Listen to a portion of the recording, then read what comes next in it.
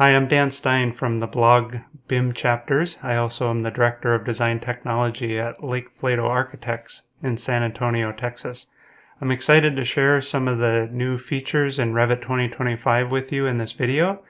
We'll be looking at some architectural discipline and platform features throughout the course of this video. So come on, let's check out Revit 2025 together. The Toposolid added in Revit 2024 has seen some enhancements in 2025. For example, the faceted edges that you can see on this example. Now we have a Toposolid smooth shading option. You'll notice there's a new limitation introduced where surface patterns of Toposolids will not display. You'll notice that the green will change to brown once we apply that, but you can see the smoothing looks pretty nice. You can still see a little essence of the edges at certain angles, but it's really good. This will also export smooth, but it actually has not changed the object at all. Another interesting thing we can do is there's some advanced or additional excavation options. As you know, the building pad has been removed in 2024, so the only way to really excavate was to create a void object. And here you can see I added a floor object, which could be the basement slab of a building. So with the Toposolid selected, I have this excavate option. And now I can pick that floor, which now nicely cuts out the Toposolid. If we need some of the more advanced options that you can now do with Toposolids, like a slope wall, you'll still need to use the massing in void option. One other option that we have that's been enhanced is the ability to add a shaft. And so previously when you added a shaft, the bottom of that shaft was not recognized, so the cut would go all the way through the Toposolid. And now you can see there is a bottom, and we can adjust that by moving this bottom of the shaft up and down. So that's really great. And then another thing that we can do is if we're going to place a face-based object like one of these plantings, the bottom edge or the edges of the excavation are now recognized. In 2024, it would not recognize those surfaces when you're trying to place a face-based object. And then finally, if we select the Toposolid and go into Modify Sub-Elements mode, we can still see the contours. In 2024, when you did this, the contours disappeared, so it made it a little bit harder to edit in the proper context. So that's a quick look at the Toposolid Enhancements in 2025. We have a new feature called Sheet Collections in 2025. If we right-click on the Sheets node in the project browser, you'll see an option here, New Sheet Collection. This is not available anywhere else in the user interface, so you have to find it here. And then when you create a new collection, you'll notice I already have two other collections created. BidSet01, BidSet02.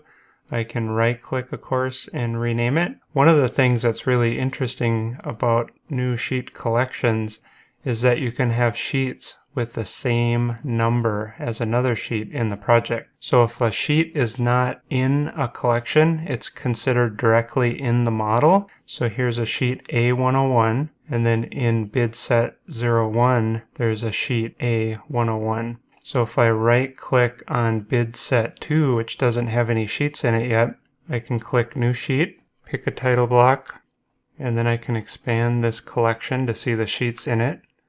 And then I don't even have to right-click. I was going to right-click and rename it, but you can see it actually already named it A101. So now I have 3 sheets A101 in this project. In the past, you had to do some tricky workaround where you'd add a hidden or invisible character in the sheet number, which made it look like A101, but technically there was another character there that tricked Revit into thinking that it was a different sheet. And so just as an example, if I try to add another sheet in the main project, and then also name that A101, so this would be a second A101 in what's considered the main model. I'll get this message that says the sheet number is already in use. The same sheet number value can be used once for all sheets directly in the model. So there's that terminology, directly in the model, and once for all sheets per sheet collection. Revit families have an enhancement related to arrays. For example, if we wanted this table to have chairs arrayed around it, we could open up this family and then load one of the chair families into it. So I'm going to load this family into the table, and then I'll place it roughly there, and then I'm going to select it and do an array. And maybe there's 5 of these. And so with the array dimension selected, I'm going to parameterize it. So this will be test. I'll make it an instance parameter. Notice it's going to go in the other group. And so now I'll load this back into the project. And we'll see the chairs. I offset them a little bit so that we can see them stand out. And so with this table selected, in properties under other, we see test. And of course, this could be 3, this could be 2 in the past, but it could never be 1, and it could never be 0. And of course, if you're going to have it 0, you probably want something else in the family so that you can still see and select the family. But this required a lot of gymnastics in the past with having 2 families, one arrayed, one not arrayed, and then some visibility controls to be able to do this. So this is great. We have some new text alignment options. You'll notice that these notes don't line up, and if I select them, we see some new multiple align options. Notice that if only one object is selected, you don't see those options. And when I say object, I mean notes or tags. So with multiple selected, I can click align elements left, and then they line up nice and neat. There's another thing called distribute. If I select these 4 tags across the bottom of this interior elevation, there's an option to distribute the selected items horizontally or vertically. So I'm going to click distribute horizontally, and now they're all equally spaced. So these are some great annotation productivity tools in Revit 2025. If we go to the Manage tab and select the Materials dialog, there are a couple of really nice new productivity features here. So first of all, if we're looking at the library of materials, we can select multiple materials. So in the past, you could not select multiple, you could only select one at a time. And then these could all be loaded into the project all at once, which I just did. And then in the project itself, we can select multiple materials, and I just hit the delete key on the keyboard and deleted all of them at once.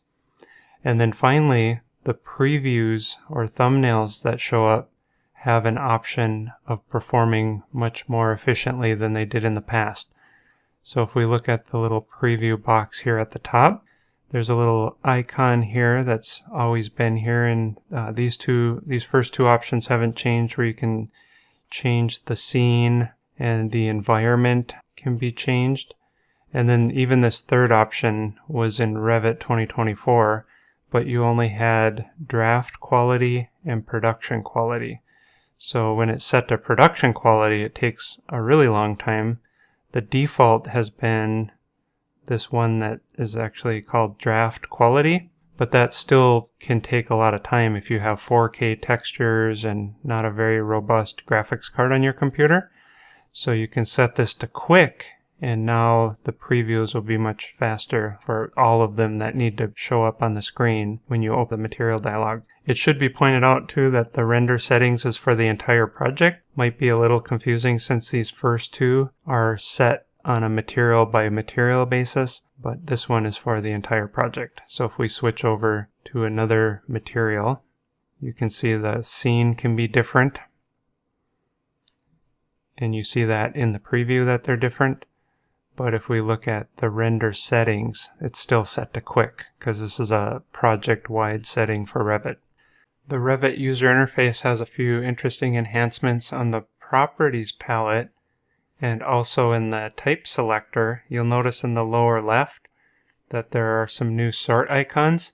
These actually are presented in Revit 2024 now with a mid-cycle update. So you'll see these in 2024, but they weren't there at the beginning of 2024. So there's the default sorting, and then there's the ascending option and the descending option. The sorting only happens within each section, which makes sense. The thing you want to be careful of is some manufacturers and content creators have taken a lot of care in positioning parameters next to each other and possibly in a certain order. So when you do the ascending or descending, that will sort that differently. However, you still have access to the default order by picking this first icon. Another thing that's been enhanced in the UI, in the project browser, the search option is now fully visible. It's not a right click anymore. And then if you type something like fern, you don't even have to finish spelling out the whole word furniture. You'll see all of the related options are exposed, even if they were initially collapsed and these objects were hidden. In the search, they're made visible, and the part that you've typed is highlighted in the word. So that's really great. And then you can click the X there to cancel your search. The perimeter of a room is properly calculated when there's an island, so something in the middle that cuts out the area. So the area was calculated properly. As you can see here, I have a room selected and then there's a column in the middle, so an architectural column that's cutting out the area. So the area of 341.63 is the same in 2024 and 2025. However, Revit 2024 did not properly count the perimeter at those island areas. So you can see in 2024 it's 82'9". In 2025 it's 85'5". So for example, if you're trying to calculate the amount of baseboard that you would need around the perimeter of this room in 2024, the number would have been incorrect. So in 2025, it properly counts the perimeter at island conditions. 2025 also cleans up some newer categories that have been added along the way in Revit that were getting captured by filters. These are discipline filters that are listing the categories. And you can see structural is listing audio visual here. So in 2025, structure takes out some of those new parameters that aren't relative to structure. The same happens for the other disciplines, mechanical, electrical, and piping, and architectural. A great new architectural feature in Revit 2025 is the ability to adjust the end wrapping. So if this wall is selected, you notice there's no icons on either end. This is the new thing that'll show up if the wrapping at ends is set to either exterior or interior for the wall. And so now we have the ability to toggle the wrapping at each end. In the past, once you toggled this on, it would automatically do it at both ends. And so if you wanted this condition somewhere and this condition somewhere else, you'd actually have to make a second wall type just to be able to do this. So now you can control it not only one wall at a time, but each end of that same wall can be different. Profiles for curtain walls have an interesting new option where there can be multiple loops within the profile family. So if I go to make a new mullion, I'm going to make something super quick and generic just as an example. So here's the mullion, and traditionally you could just create one closed loop and that's it. Now you can have a loop within a loop, and you can even have a second loop as a separate piece of geometry that would be created. So this will of course be called family 2 when I load it back into the project. I'll go to my 3D view. I'll select this mullion and unpin it, and then go to edit type. Maybe I'll duplicate this one just to make something different. And then in the profile drop down list here, I'll pick family 2 that I just created. And there it is. There's a separate piece of geometry there. If I do the selection box command, I can cut away this object. and see a pretty complicated mullion that's now in the Revit model. Of course, this isn't going to trim or miter at intersections, but that's a typical way in which Curtainwall works, and not unlike how it works in the real world as well. A cool new feature we have when creating walls in Revit is the ability to add them so that they auto-join and lock. So if we're adding a wall that might just be a finish layer, for example, we have new options on the ribbon for auto-join and lock.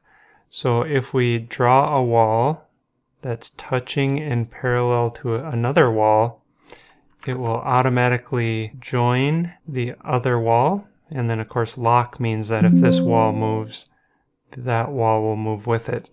The important thing about joining two walls, if you're doing the multiple wall to represent the wall assembly, is that they need to be joined together for openings like this door to cut all the way through them. Now that was possible before in a more manual way. So for example, if I drew this wall, and notice in this case, it's actually not even touching. If I were to go to the Modify tab and join these two objects, even though they're not touching, there's still a cut happening there. Now this has to be within a certain distance. Notice that once it's close, I'm not sure what the exact distance is, then it cuts. On a totally different note, not anything related to the new feature, but kind of fun to talk about, is if we have an architectural column. You may already know this, that if an architectural column touches a regular wall, it will actually conform to the material wrapping of that wall. But what you may not know is if you join an architectural column to a wall that's not touching it, it will also take on those properties. So if this were to even become something like brick, you can see how it took on the properties of the wall as the wall changes. Since I use Revit to do a lot of design performance type work, including early energy modeling using Revit and Insight, there's a new feature I'm particularly excited about. On the Manage tab under MEP Settings, there's a Building Operating Schedules. So traditionally under Building and Space Types, we have this option to select a building type, and then all of the internal loads are listed on the right.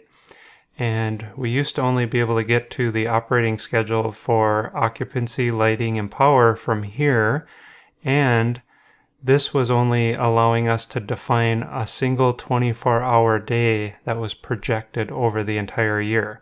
Some other energy modeling programs would let you do something a little bit different on the weekends, so you could have a weekday schedule and a weekend schedule. Now in Revit 2025, they have this full-blown 365 days of the year opportunity. So on the left here are defined operating schedules, and then if we pick one of them up here, we can select an area that would get this common option, and then here's the healthcare option.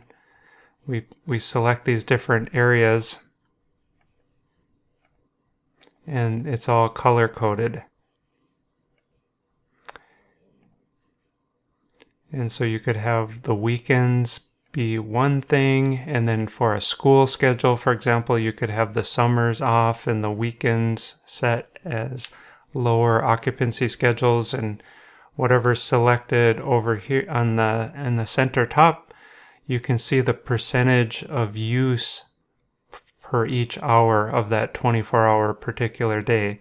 And then these, of course, are multiplied against those internal loads like sensible heat for people and light power density to get more accurate internal loads when you push it out to Insight for an energy model, or you're using Revit Systems Analysis, which uses OpenStudio and Energy Plus locally on your computer.